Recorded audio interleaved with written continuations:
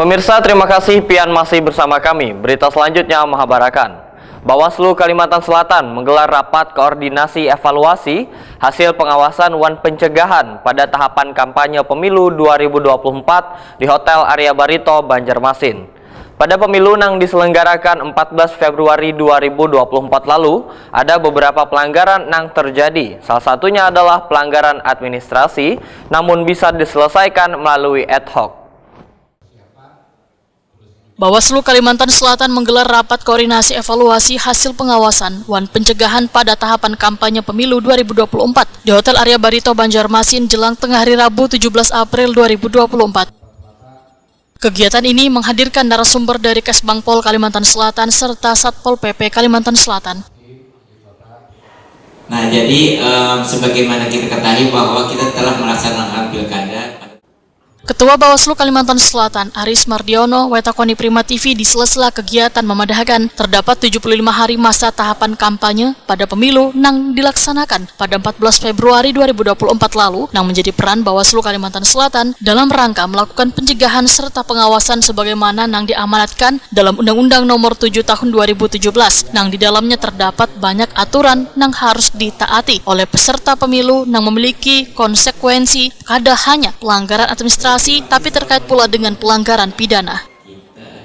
Aris Mardiono menyatakan melalui forum rapat koordinasi ini yang mengundang stakeholder serta pihak yang berkaitan erat dalam pemilu yang kayak Polri serta Kesbangpol wan Satpol PP Kalimantan Selatan, maka disampaikanlah hasil pengawasan serta pencegahan yang telah dilakukan Bawaslu Kalimantan Selatan.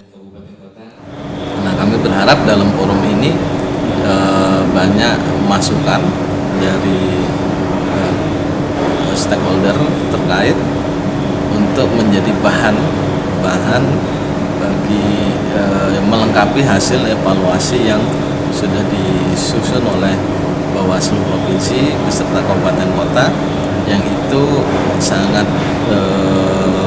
menjadi menjadi poin penting, mengingat saat ini tahapan pelaksanaan pilkada itu sudah berjalan. Tentunya ini nanti masukan evaluasi dari kawan-kawan kepolisian, catatan dari Satpol PP dan Kesbangpol itu menjadi satu informasi yang bisa diolah oleh Bawaslu untuk melakukan pencegahan pengawasan di pemilihan kepala daerah serentak tahun 2024.